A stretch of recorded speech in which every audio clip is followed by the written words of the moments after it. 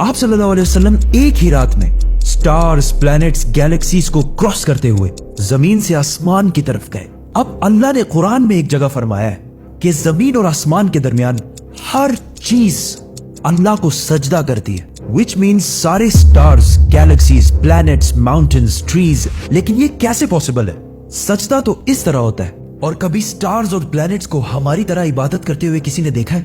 लेकिन अल्लाह ने कुरान में बार बार कहा है कि ये सारी चीजें अल्लाह की इबादत करती हैं। तो यूनिवर्स के इन सारी चीजों में कोई ना कोई बात कॉमन, एक जैसी जरूर होगी।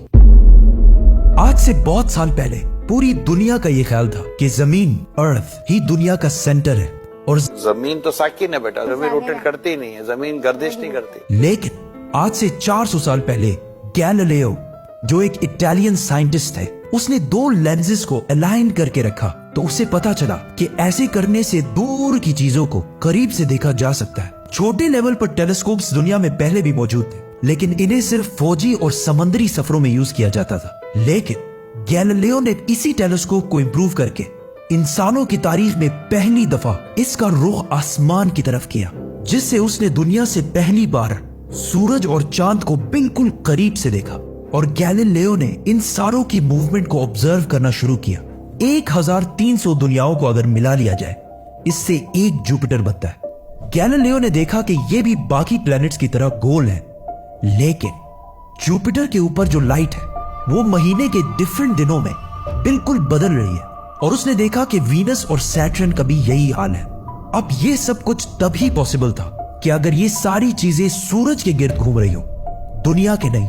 गैलीलियो ने ये बातें पूरी दुनिया को बताई कि यूनिवर्स का सेंटर दुनिया नहीं बल्कि सूरज है। लेकिन इस बात को सुनकर यूरोप के सारे चर्चेस उसके दुश्मन बन गए, क्योंकि उस जमाने के पोप का ये ख्याल था कि जमीन ही यूनिवर्स का सेंटर है। और सिर्फ पोप का नहीं, पूरी दुनिया का ये ख्याल, जमीन तो साकिन है। जिसकी वजह से गैलीलियो को चर्च से ये सजा मिली कि वो हमेशा के लिए घर में बंद कर दिया जाएगा। लेकिन गैलीलियो ने अपना काम जारी रखा और उसकी इन रिसर्चेस को बाद में पूरी दुनिया ने माना। इवन पोप ने भी गैलीलियो के मरने के 350 साल बाद पूरी दुनिया के सामने उससे माफी मांगी और कहा कि हम गलत थे और आप सही थे।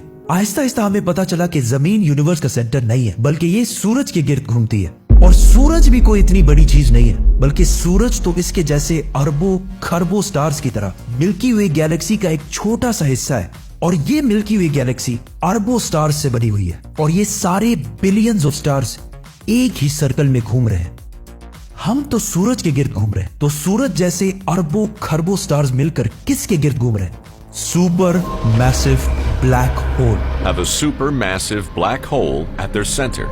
इस ब्लैक होल ने, जो हमारे सूरज से 40 लाख टाइम्स बड़ा है, ने पूरी गैलेक्सी को एक गोल सर्कल में रखा हुआ है। जिस तरह हमारे सूरज ने जमीन, जुपिटर, मार्स, इन सारे प्लैनेट्स को एक सर्कल में रखा हुआ है। लेकिन ये गैलेक्सी भी कोई इतनी बड़ी चीज नहीं है, बल्कि ये लाखों और गैलेक्सीज को मिलाकर एक छोटे से क्लस्टर का एक छोटा सा हिस्सा है। ये लाखों गैलेक्सीज मिलकर एक क्लस्टर बनाते हैं और ये क्लस्टर भी कोई इतनी बड़ी चीज नहीं है, बल्कि इस जैसे लाखों क्लस्टर्स मिलाकर एक सुपर क्लस्टर बनता है। और ऐसे हजारों सुपर क्लस्टर्स और भी मौजूद है। अब आपने ये नोट किया कि इन सारे स्टार्स, गैलेक्सीज, प्लैनेट्स में एक चीज कॉमन है कि इस पूरे यूनिवर्स में हर चीज किसी न किसी दूसरे ऑब्जेक्ट के गिर्द घूम रही है। और जब रसूलुल्लाह सल्लल्लाहु अलैहि वसल्लम भी आसमानों की तरफ गए तो उन्होंने बैतुल मामूर में फरिश्तों को नमाज पढ़ते हुए नहीं देखा, वो भी किसी चीज के गिर्द घूम रहे थे। लेकिन घूमने का इबादत से क्या ताल्लुक है? अल्लाह ने तो कहा है कि ये सारी चीजें इबादत करती हैं।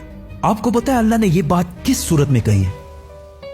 सूरह हज में। हज में मुसलमान पूरी दुनिया से इस्लाम की सबसे मुकद्दस और होली जगह काबा के पास जाते हैं और बार बार इसके गिर्द घूमते हैं। अब इस सर्कल करने का मतलब क्या है? जब मुसलमान काबा के गिर्द घूमता है तो वो उस वक्त अकेला नहीं घूम रहा होता, बल्कि चांद, प्लैनेट, स्टार्स, गैलेक्सीज, क्लस्टर्स सारों के साथ एक ही इबादत में शामिल हो जाता है। तो ये सारी चीजें हमारी तरह इबादत नहीं करती, बल्कि हम मक्का जाकर इनकी तरह इबादत करते हैं। लेकिन इस आयत में तो लिखा है कि ये सारी चीजें अल्लाह को सजदा करती हैं। सजदा का मतलब सिर्फ हमारे वाला सजदा नहीं है, बल्कि अल्लाह के निजाम के मुताबिक चलने को भी सजदा कह सकते हैं। लेकिन अल्लाह ने इस आयत में सिर्फ स्टार्स, गैलेक्सीज और प्लैनेट्स का नहीं कहा, बल्कि हर चीज, पहाड़, दरख्त, जानवर, सब का कहा है। ये तो सर्कल्स में नहीं घूमते। आज से हजारों साल पहले एंशियंट ग्रीस में ये कॉन्सेप्ट बना कि कायनात की हर चीज एक बहुत ही छोटे पार्टिकल एटम से बनी हुई है, जिसको फिर 2000 साल तक पूरी दुनिया भूल गई। लेकिन आज से 200 साल पहले इस कॉन्सेप्ट पर रिसर्च दोबारा शुरू हुई और साइंसदानों की रिसर्च से पता चला कि एटम सबसे छोटा पार्टिकल नहीं है, बल्कि इसके अंदर और भी पार्टिकल्स हैं, जैसे प्रोटॉन्स, न्यूट्रॉन्स, इलेक्ट्रॉन्स। प्रोटॉन्स और न्यूट्रॉन्स हमेशा एटम के सेंटर में होते हैं और इलेक्ट्रॉन्स हमेशा इनके गिर्द घूम रहे होते हैं, ऑलमोस्ट बिल्कुल उसी तरह जिस तरह प्लैनेट सूरज के गिर्द घूमते हैं और स्टार्स ब्लैक होल के गिर्द घूमते हैं। जिसका मतलब है कि कायनात की हर चीज चाहते या ना चाहते हुए किसी ना किसी चीज का तवाफ कर रही है। और जब कोई मुसलमान काबा का तवाफ करने जाता है तो वो कायनात की हर छोटी से छोटी चीज, जैसे एटम के अंदर इलेक्ट्रॉन से लेकर कायनात के सबसे बड़े ऑब्जेक्ट्स, प्लैनेट्स, स्टार्स, गैलेक्सीज और इवन बैतुल मामूर में फरिश्तों के साथ एक ही इबादत में शामिल हो जाते हैं। हो सकता है इसीलिए इस्लाम में तवाफ करना सबसे बड़ी इबादत है। तो जब सूरह हज में अल्लाह ने फरमाया कि ये सारी चीजें मेरी इबादत करती हैं, तो ये हमारी तरह इबादत नहीं करती, बल्कि हम मक्का में काबा का तवाफ करके इनकी तरह अल्लाह की इबादत करते हैं। लेकिन इन सारी चीजों का तवाफ करने का एक फिक्स टाइम है और जैसे ही ये टाइम पूरा होगा तब हर शख्स मालूम कर लेगा कि वो क्या लेकर आया है।